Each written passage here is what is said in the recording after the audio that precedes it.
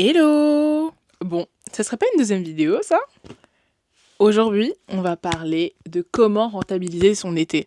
Et ouais, parce que dans 20 jours, c'est l'été. Enfin. J'ai tellement attendu que le soleil revienne. Non mais vous savez pas à quel point ma peau, là, est tellement heureuse. J'ai tellement hâte! J'aime beaucoup l'été. C'est le retour des levées et couchers à pas d'heure. Désolée pour les alternants. Là, j'avoue, pour le coup, on est ensemble. Aujourd'hui, je vais vous présenter mes meilleurs conseils pour profiter un max de ses vacances, avec et sans argent, parce qu'on est broke. If you were a Disney princess, who would you be? Cinderella, cause she broke, homie. She represent me, yo. Let me borrow $20. Bon, pas de blabla, en premier lieu, on a les événements. Pour ceux qui habitent près de Paris, ce qui est mon cas, enfin près. En premier lieu, les événements autour de vous.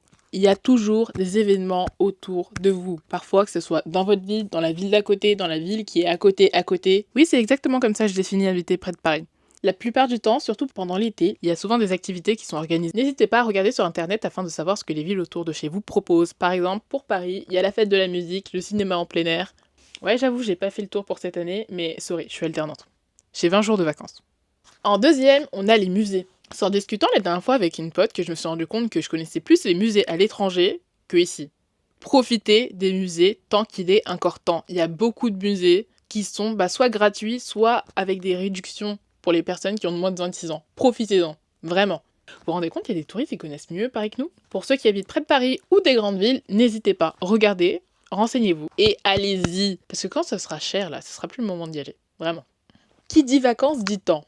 Et vous savez ce que ça veut dire? Vous allez pouvoir apprendre une nouvelle chose. Apprendre une nouvelle langue ou vous améliorer en anglais. On se sait, c'est pas à l'école qu'on apprend l'anglais. Apprendre à coder, dessiner, un instrument de musique, donc profitez-en. Ensuite, en cinquième conseil, nous avons la lecture. Je peux pas faire une vidéo spéciale vacances sans lecture. Qui dit vacances dit temps, dit plus de temps pour lire. Étant une grande fan de lecture, j'étais obligée. D'ailleurs, regardez ma nouvelle coque de Kindle, genre elle est pas incroyable?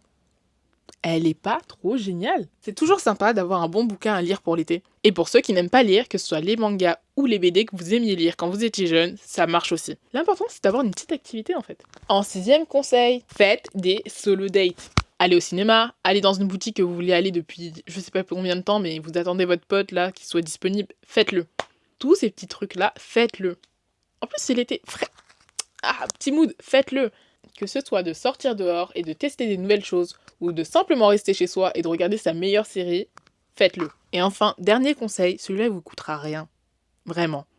Faites une playlist. Comme pour les séries, c'est l'occasion de créer sa propre bande-son. Pour les personnes qui n'ont pas trouvé leur bonheur ou qui ont besoin d'avoir plus d'idées, je vous ai créé un bingo. Il y a deux versions, ce sera en lien dans la description. Une version du bingo que j'ai créé et une grille que vous pouvez faire vous-même et personnaliser. Avant de terminer cette vidéo, j'ai un petit message. N'oubliez surtout pas de vivre le moment présent. Les vacances, c'est l'occasion de se reposer, de prendre du temps pour soi, avec sa famille, ses amis. N'hésitez pas, franchement, profitez à fond. Parce que dans le monde, je travaille avec 25 jours à poser. Alors, non, profitez-en.